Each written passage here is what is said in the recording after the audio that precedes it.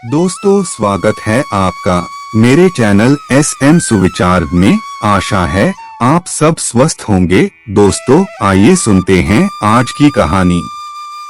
दोस्तों, तेनालीरामा अपनी बुद्धिमानी और चतुराई के लिए काफी लोकप्रिय थे। इनकी चतुराई के किस्से दूर दूर तक फैले थे। तेनालीरामा विजयनगर के राजा कृष्णदेव के सबसे प्रिय मंत्री थे। राजा कृष्णदेव की हर मुश्किल कुछ ही पलों में हल कर देते थे। राज्य में किसी भी प्रकार की कोई समस्या आ जाने पर तेनालीरामा की ही सलाह सबसे पहले ली जाती थी। तेनालीरामा की कहानियां और किस्से जितने उस समय प्रसिद्ध थे, उससे भी अधिक आज के समय में प्रसिद्ध है।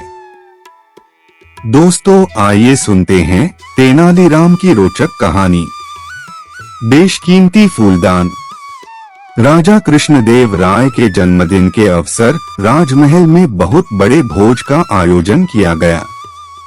पड़ोसी राज्य के कई मित्र राजा उस शुभ अवसर पर महाराज को बधाई देने पहुंचे और उन्हें एक से बढ़कर एक बेशकीमती उपहार दिए। सभी उपहारों में महाराज को सबसे ज्यादा प्रिय 4 फूलदान थे। वे रत्नजड़ित फूलदान कला का उत्कृष्ट नमूना थे।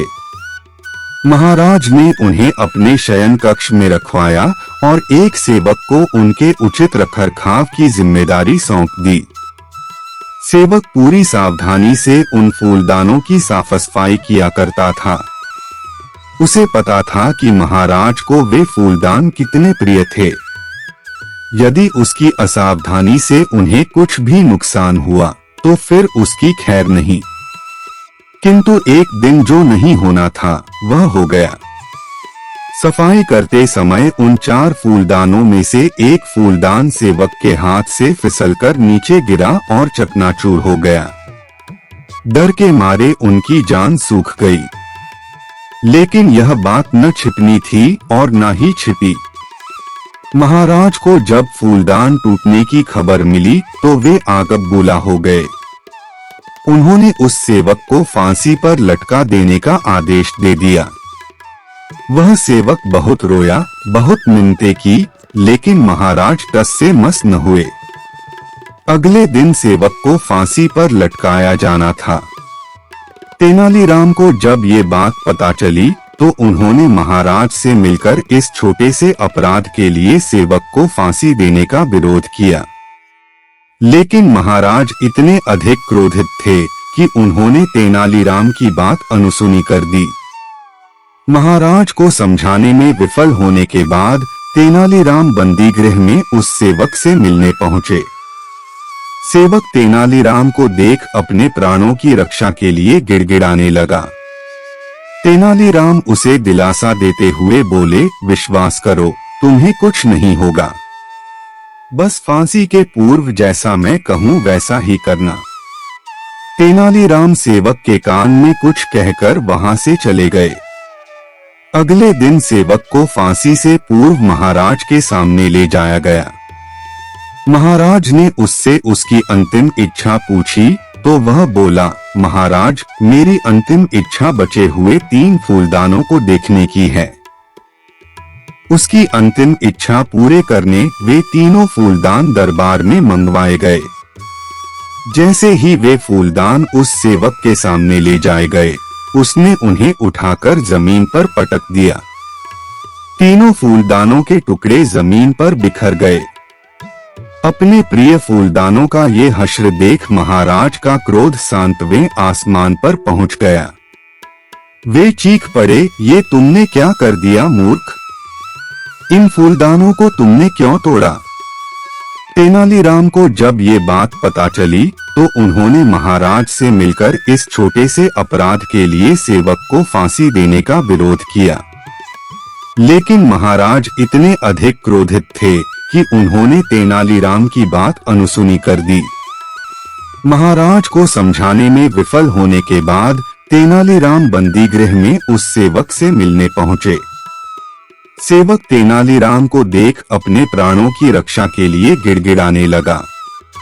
तेनालीराम उसे दिलासा देते हुए बोले, विश्वास करो, तुम्हें कुछ नहीं होगा। बस फांसी के पूर्व जैसा मैं कहूँ वैसा ही करना। तेनालीराम सेवक के कान में कुछ कहकर वहां से चले गए। अगले दिन सेवक को फांसी से पूर्व महाराज के सामने ले जाया गया। महाराज ने उससे उसकी अंतिम इच्छा पूछी तो वह बोला, महाराज, मेरी अंतिम इच्छा बचे हुए 3 फूलदानों को देखने की है। उसकी अंतिम इच्छा पूरे करने वे तीनों फूलदान दरबार में मंगवाए गए। जैसे ही वे फूलदान उस सेवक के सामने ले जाए गए, उसने उन्हें उठाकर जमीन पर पटक दिया। तीनों फूलदानों के टुकड़े जमीन पर बिखर गए।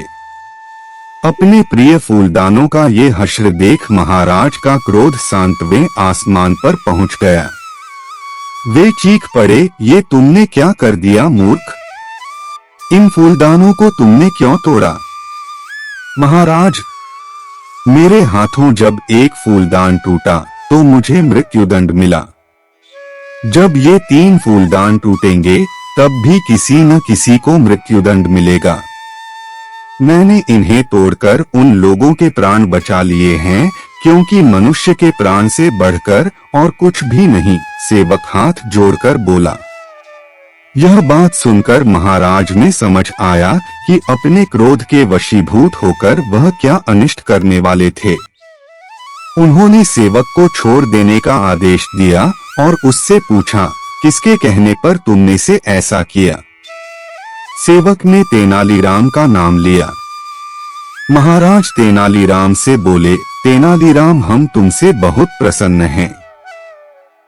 क्रोध के आवेश में लिया गया निर्णय कभी किसी के साथ न्याय नहीं कर सकता। आज तुमने हमारे हाथों अन्याय होने से बचा लिया। दोस्तों, कमेंट करके बताएं कि आपको हमारी यह कहानी कैसी लगी।